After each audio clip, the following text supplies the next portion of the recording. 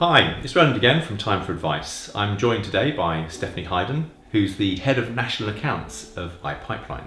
So Stephanie, welcome to the shed. Thank you. It's a marvellous shed. It's a marvellous shed. It is a marvellous shed. Thank you. So you guys used to be known as the SureWeb. Yes, absolutely. What happened? So we were purchased in the mid-2000s by iPipeline, which is a US corporation that processes an enormous amount of life insurance over in the US. Okay. So they purchased us to have that foothold in the UK. The primary business of iPipeline? We're protection specialists. Okay. So we do have other services around equity release and annuities, but protection is at the heart of what we do, and we're specialists in that.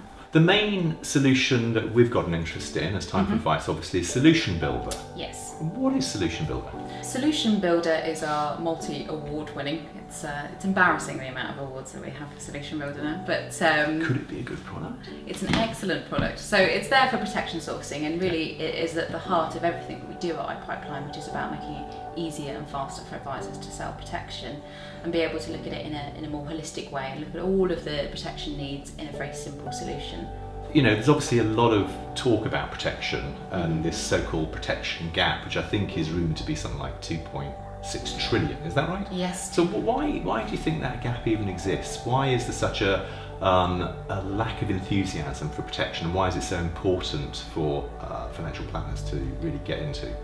I think protection's sort of become a bit of a dirty word of late, really. I think there's been a move away from selling. You know, you had that old Allied Dunbar day where, you know, there was the sort of knocker on the door selling protection, and actually I think advisors have moved away from it. I think pensions freedom has really opened up that market space for them. So actually they've moved away from the core of financial planning, which is protection at the very base of it.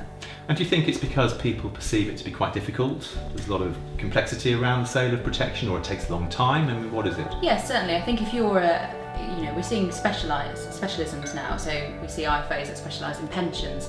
They might refer that to a protection specialist, but the nature of the products is changing rapidly. You know, it's very complicated to put things into a multi-benefit policy, pulling all those different products together and actually knowing all of those products throughout, and actually then being able to make a recommendation. It's quite hard for advisors then with everything else, with the pensions, with GDPR, with MiFID II, with all of those sorts of things that are happening. It's a challenge to actually really understand all of the different providers and all of the different offerings for them. So how does SolutionBuilder aid that process? So what SolutionBuilder is looking at is it's learning from our past and using data to then be able to analyse that. So looking at advisors previously, they'd run a quote for 150,000, 180,000, 200,000, 200,000 with kick, 200,000 without kick, and they'll be running quote after quote after quote. And then you typically have a spreadsheet where you then put all of the data in, and then you try and work out what was going to be best for the client. It's very time consuming, and I can see why advisors would move away from that. Yeah. So what SolutionBuilder has been brought in to do is actually trying to overcome that issue.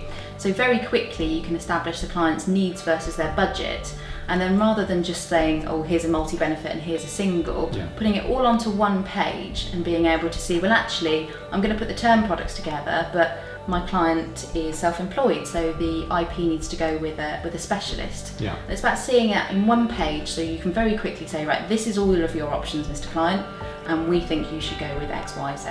So how does it interact with CURO from Time for Advice? Because clearly that's our interest.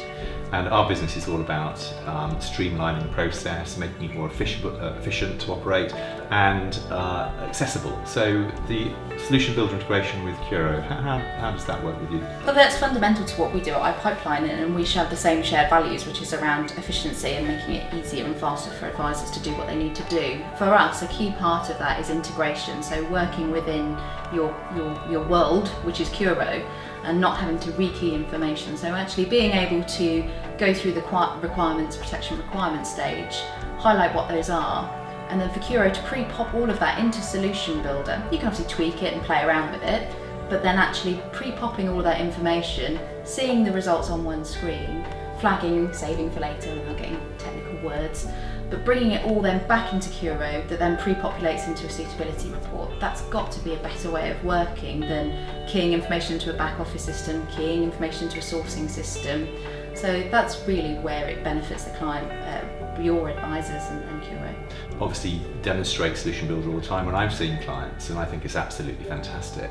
Clearly you've seen a lot of integrations in your time. And how does the integration with CURO and SolutionBuilder compare or fare with the rest of the market? I think it is a fantastic integration, obviously. Our friends at CURO. You can say that again. Would you go as far as to say it is the best integration that you've done?